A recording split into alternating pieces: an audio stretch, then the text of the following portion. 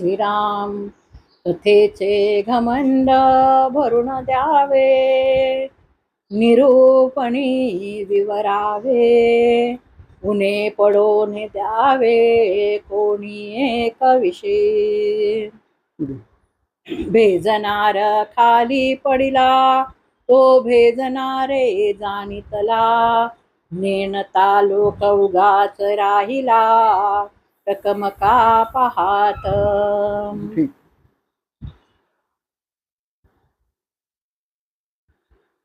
श्रीमद् ग्रंथराज दास बोध है और दशक 19वां है। समास के सातवा समास 7वां है। यत्न यत्न निरूपण। यत्न मत प्रयत्न, प्रयत्न का उपसर्ग है। यत्न मतलब एफर्ट। हम कुछ भी करने के लिए जो काम करते, कृति करते, उसको प्रयत्न बोलते। कर्म करने के लिए जो भी किया जाता है उसे प्रयत्न कहते हैं। प्रयत्न करने से कर्म बनता है और कर्म करने से उसका फल मिलता है। हैं? याद रखो, कर्म जब हो, कुछ भी कर्म होता है तो उसका फल होता ही है। अभी तुम्हें, हमें, ये जो कुछ हम कर रहे हैं, कुछ भी,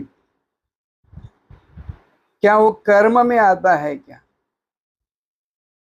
अगर वो कर्म होता है तो उसका फल है, और अगर वो कर्म नहीं बन जाता है, कर्म करो, कुछ भी कर्म करो, कर्म होता ही है। तुम ना करने से भी कर्म होता ही है। तुम ना करने से भी तुम्हारे द्वारा कर्म होता ही है और उसके फल होते हैं। ध्यान दो।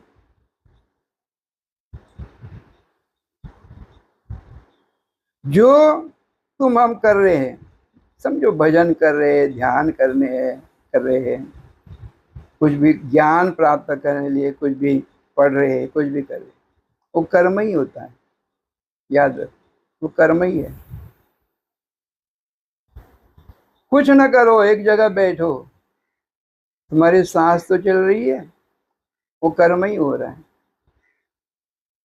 हृदय की धक धक हो रही है, वो कर्म हो रहा है, वो कर्म हो रहा है। तुम्हें नहीं लग रहा है कि मैं कर रहा हूं, लेकिन वो हो रहा है, तुम्हारे द्वारा हो रहा है। तो कर्महीनता, कर्म विहीनता, जब तक यह देह है तब तक तुम्हें संभव नहीं है कर्महीनता। कर्म होता ही होता रहेगा। तो हमें कहा जाता है कि कर्म संन्यास होना चाहिए, कर्म संन्यास होना चाहिए है? तो कर्म संन्यास होने से क्या होगा? कहते हैं ना कर्म संन्यास, भगवद गीता में तो कर्म संन्यास जो उसका अर्थ जैसा उसको प्रतीत होगा वैसे वो उसका अर्थ लेता है कर्म संन्यास का। कर्म संन्यास वो तो प्रसिद्ध है कि तुम कर्म करो, कर्म की अपेक्षा मत करो, ऐसा कहा है भगवान ने। कर्म करते हो क्योंकि कर्म छोड़ने से तुम छूटेगा भी नहीं। तो कर्म करना है, कर्म करते रहना है। तो कर्म संन्यास का मतलब क्या हो जाता है कि कर्म की अपेक्षा नहीं करनी, कर्म फल की अपेक्षा नहीं करनी। कर्म फल की अपेक्षा रखते हो तब वहां इच्छा होती है। देखो, इच्छा है ना, कुछ भी चाहिए होता है। तुम जब तक इच्छा रखते हो तब तक देह और मन के अधीन तुम रहते हो। बराबर ना? इच्छा, वासना, हाँ, ये जब तक है वासना, वो इच्छा का ही रूप है। और इच्छा पूर्ति हो गई तो प्रसन्नता है, खुश हो जाता है कर्म करने वाला। और उस कर्म का जैसे चाहिए वैसा अगर फल नहीं मिलता है तो दुख होता है ना। तो सुख दुख का जो पहिया है, चक्र है, वो चालू रहता है। तो इसलिए भगवान कहते हैं कि कर्म करो, कर्म का जो फल है उसकी कामना मत करो। बहुत कठिन है, बहुत कठिन हो जाता है जीव को, आदमी, इंसान को, क्योंकि वो जो कुछ भी करता है वो कर्म फल की प्राप्ति के लिए करता है। करना मतलब यत्न, प्रयत्न, जो भी करता है उससे कुछ फल की इच्छा रखता है। तो तुम इच्छा नहीं रखो तो तुम क्या बन जाते हो उसी वक्त। क्या उसका महत्व देखो, महत्व जानो। जब तुम इच्छा के बिना कर्म करते हो उसी क्षण तुम देह से अलग होते हो, मन से अलग होते हो, बुद्धि से अलग होते हो।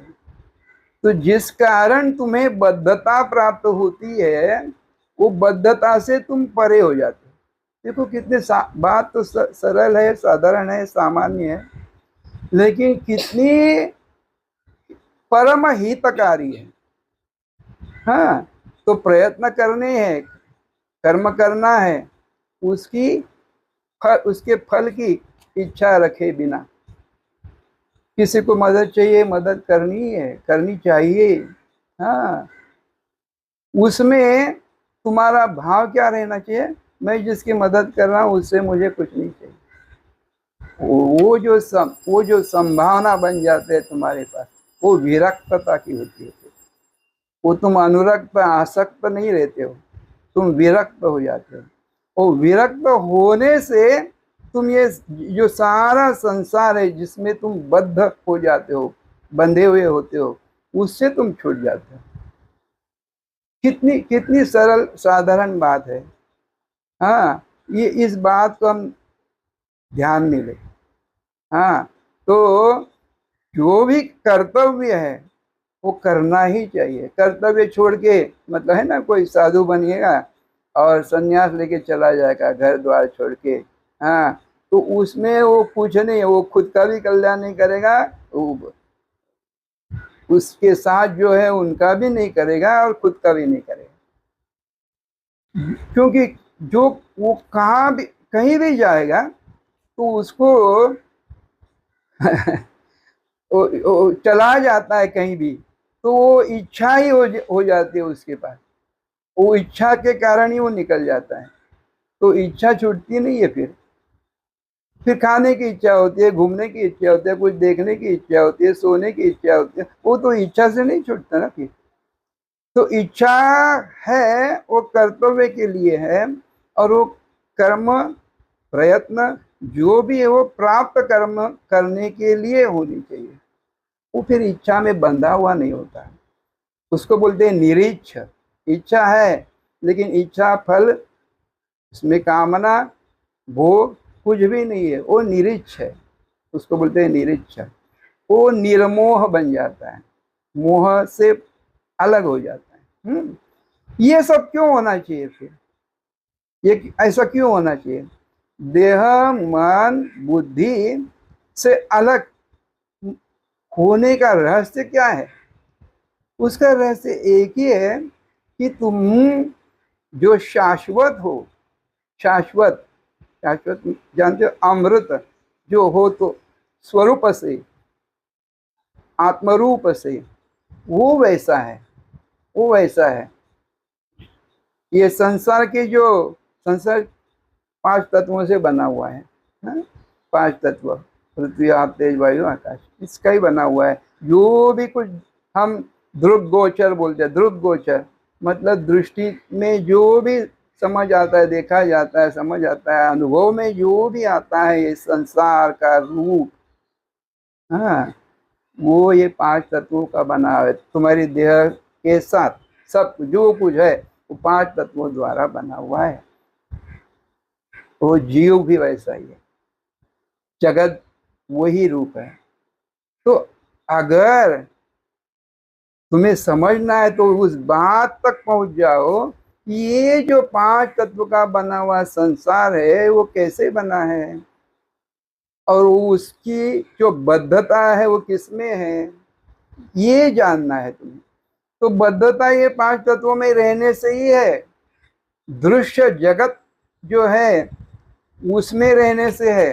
तो दृश्य जगत किसके आधार पे बना है, ठहरा हुआ है, रुका हुआ है, उस पे ध्यान जाना। तो उसका जो आधार, ये दृश्य जगत है, गुण गुण गुण गुणों से गुण, त्रिगुण है ना, त्रिगुण सत्व रजतम, और ये पांच तत्व अष्टगुणी है, ये जो कुछ है। तो इसका जो आधार वो है निर्गुण तत्व है, आधार है निर्गुण तत्व, वो गुण में नहीं है। शाश्वत जो है, अमृत जो है, वो गुणकारी नहीं है, गुणमयी नहीं है, वो निर्गुण, उसको बोलते हैं निर्गुण। गुण का प्रश्न ही नहीं है। वो तत्व, उसको हम क्या बोलते हैं, उसको क्या हम बोलते हैं, परमात्मा बोलते हैं। तो आत्मा मतलब ये पांच तत्वों से बना हुआ चैतन्य रूप जो सब कुछ है वो आत्मा है, और उसका आधार जो है वो परमात्मा है। तो हमें वो जो मूल आधार है उसे जानना है। उसे वो जानने की बात भी नहीं है, हाँ, वो पहचानने की बात नहीं, फिर भी पहचान के बिना पहचानना है। हाँ, क्योंकि वो पहचानने के बाद वो जो पहचान है, वो पहचान से परे कैसी है वो तुम जानते हो। निर्गुण तत्व है, उसकी पहचान कैसे होगी? जो जानना, जिसको हम क्या बोलते हैं, कॉन्शियस बोलते हैं ना, जाणीव, मराठी में क्या बोलते हैं उसको, जाणीव। हाँ, ये जो चेतना है, हाँ, कॉन्शियस है, वो कॉन्शियस है, संसार है, जीव जगत ब्रह्म सब कुछ है, इसलिए उसका महत्व है, उसका महत्व है। हाँ, कॉन्शियस का जाणीवेचं महत्व आहे, जाणीवेचं महत्व आहे, कुठपर्यंत आहे, जाणीवेचं महत्व तुम्हाला आहे तिथपर्यंत जीव जगत ब्रह्म आहे। आणि एकदा तुम्ही हे जाणलं की आज एक बार तुमने जान लिया कि वो जो जानना मतलब ज्ञान, ज्ञान सरल अर्थ क्या है, ज्ञान। तो ज्ञान जब तक है तब तक ये सब कुछ है। तो वो ज्ञान का भी आधार क्या है, उसको आत्मज्ञान, परमात्मा ज्ञान बोलते हैं, परम आत्म स्वरूप बोलते हैं। तो हम जो जो भगवान बोलते हैं ना, भगवान वो जाणीव में ही आता है, ईश्वर जो बोलते हैं वो जाणीव में ही आता है। वो भगवान का भी अधिष्ठान, वो जो ईश्वर का भी अधिष्ठान जो है वो परमात्मा है।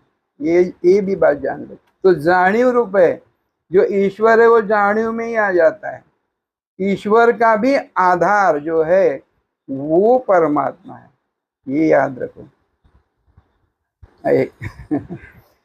देखो, हम भगवान कृष्ण बोलते हैं, भगवान श्री कृष्ण बोलते हैं, वो बोलने के लिए है। लेकिन जो भगवान श्री कृष्ण जो है वो उसका जो परमात्मा स्वरूप जो है, वो कृष्ण शब्द को याद करो तो मालूम हो जाएगा।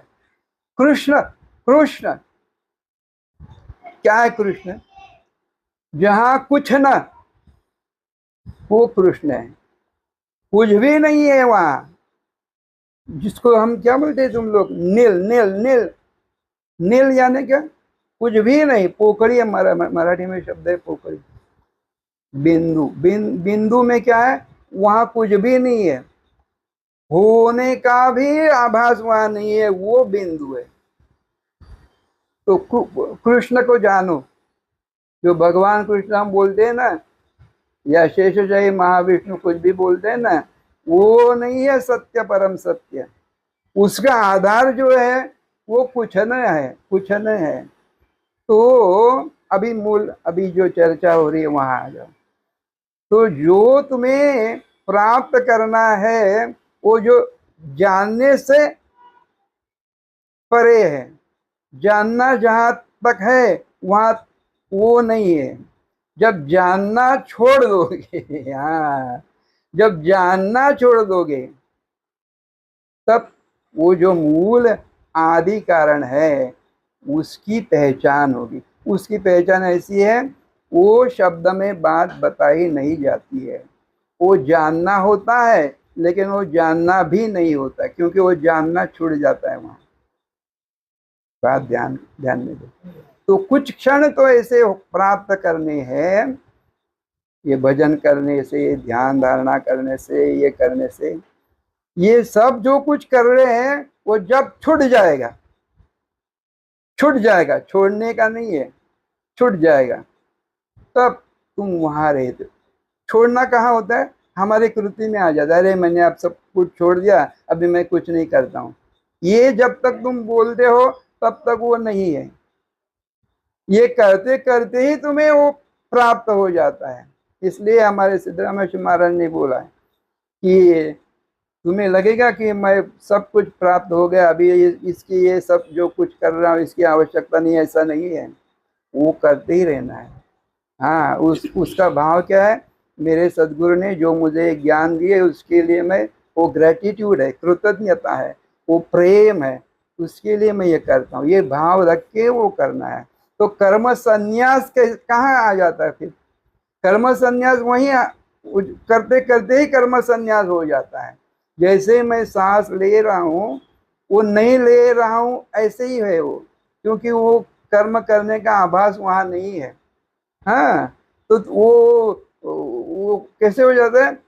दिन भर वो बात बतलाते रहता है, बतलाते रहता है, लेकिन वो क्या समझ में आ रहे हैं उसके कि मैं कुछ एक शब्द भी नहीं बोला हूँ। हमारे महाराज का सिद्धांत है, दिन भर बोल रहा है, बड़ बड़ बड़ बड़ बड़ सबको, सबके साथ बोल रहा है, लेकिन उसके अंदर क्या भाव है? अरे मैं तो वाचा से पर, मैं एक शब्द भी नहीं बोला, मैं मूक हूँ, मौन हूँ मैं। ये बात ध्यान में आ जाती है। तो कर्म करते करते ही तुम्हारा कर्म अकर्म बन जाता है। हाँ, कर्म अकर्म हो गया तो तुम कर्म फल से भी परे हो जाते हो। वो कर्म संग नहीं है तुम्हारे लिए, वो कर्म का टच नहीं होता है तुम्हारे, वो बचता ही नहीं है वहाँ। वहाँ कर्म भी नहीं बचता है, कर्म करने वाला भी नहीं बचता है। वो जो है वो कर्म संन्यास है। हाँ, तो यहाँ पर अभी बात बताते हैं यत्न। वो यत्न कहाँ तक है वो बात मालूम, वो ये जो कुछ दासबोध है ना, वो साधक जो सिद्ध बन गया है उसके लिए भी है। ये जो दासबोध है, ऐसा नहीं कि बद्ध, मुमुक्षु, साधक और सिद्ध चार अवस्था में है तो सिद्ध बन गया तो उसके लिए नहीं है, ऐसा नहीं है। सिद्ध बन गया है, लेकिन वो ये बात बताने के लिए भी आना पड़ता है ना नीचे। जैसे सिद्धरामेश्वर महाराज बोले, मारा तुम्हारा है, मुझे ये बातें बताने के लिए नीचे आना पड़ता है। तो वो उस कारण के लिए भी ये महत्वपूर्ण है। हाँ, वो ध्यान में रखना है कि वो कर्म संन्यास कैसे है। अगर वो साधु को, वो बात बोलने वाले को, या कोई भी हो सिद्ध, उसको वो अगर ये नहीं जानता है तो वो कुछ कर भी नहीं सकता है, क्योंकि उसके लगे अभी मुझे मालूम हो गया, अभी वो कुछ करने की बात नहीं है, वो छोड़ देगा, बाजू में बैठ जाएगा। और जिसे मालूम नहीं है वो करते बैठेगा, करते बैठेगा, कर्म फल की इच्छा करते रहेगा, वो भी गलत है। तो ये जानकर, इसमें मैं किसी भी बात में मैं नहीं हूँ, कुछ भी नहीं हूँ, किसी बात में भी नहीं हूँ, ये जानना आवश्यक है। तो जब तक ये देह रहेगा, मन तो उसके आधार पे रहेगा, वो बुद्धि भी यूज करनी होती है, उपयोग में लानी होती है। तो ये सब करते करते करते हुए साथ साथ उसी वक्त, मतलब यत्न करते वक्त तुम यत्नहीन, यत्न से परे अलग कैसे हो, विलक कैसे हो, जो क्या बोलते हैं उसको, कमल, कमल पत्र वो पानी के ऊपर होता है लेकिन पानी का टच नहीं लेता है ना, उस वैसे ही रहना। वो जो निर्मल, विमल, अमल विमल स्वरूप है, वो ही हो जाता है। वो वैसे हो जाता, मतलब उसका टच वो नहीं रखता है। बस संसार में रहते वक्त ही साथ साथ वो टच लिए बिना, उसका संग लिए बिना, उसको बोल देते निसंग हो जाना। हाँ, ये बात ध्यान में आती है। तो समर्थ रामदास ऐसे है जिन्होंने ये बात बहुत बड़ी खूबी से बताई है कि यत्न विहीनता नहीं है वहाँ पे, यत्न करना, यत्न छोड़ना भी नहीं है। हाँ, कर्म छोड़ना नहीं है, कर्म करते करते ही ये जानते हुए मतलब प्रपंचात राहुन परमार्थ, प्रपंच में रहो और परमार्थ की प्राप्ति करो। ये बात बड़ी सरलता से खूबी से यहाँ पर समझ बताती है। ऐसा है। हाँ ठीक आहे. शेवटी आणखी काय सांगितलंय? परिभ्रमण करिना दुसऱ्याचे काहीच सोशिना, तरी मग उदंड यातना विकल्पाची आता है। विकल्प हो जाता है। विकल्प मतलब दूसरी कल्पना। वो बोलता अभी मुझे मुझे सब कुछ जान लिया मैं, तो दुनिया से अलग हो गया हूँ मैं, अभी मुझे कुछ करना नहीं है, धरना नहीं, कुछ नहीं, तो गड़बड़ हो जाती है। क्या गड़बड़ हो जाती है? विकल्प, कोई दूसरी कल्पना, कुछ मैं अलग बन गया हूँ, तो अभिमान बन जाता है, अहंकार बन जाता है। साथी उसके जो भी है, क्योंकि दुनिया में रहना है, तो उनके लिए भी वो क्या बोलता है, काय म्हणतात त्याला, डोकेदुखी बन जाता है। हाँ, वो डोकेदुखी, हाँ, उसके लिए, दूसरों के लिए भी होता है, उसको तो कुछ प्राप्त नहीं है, दूसरों के लिए वो सर दर्द का कारण बन जाता है। तो सुख के लिए जो भी है वो दुख का कारण बन जाता है।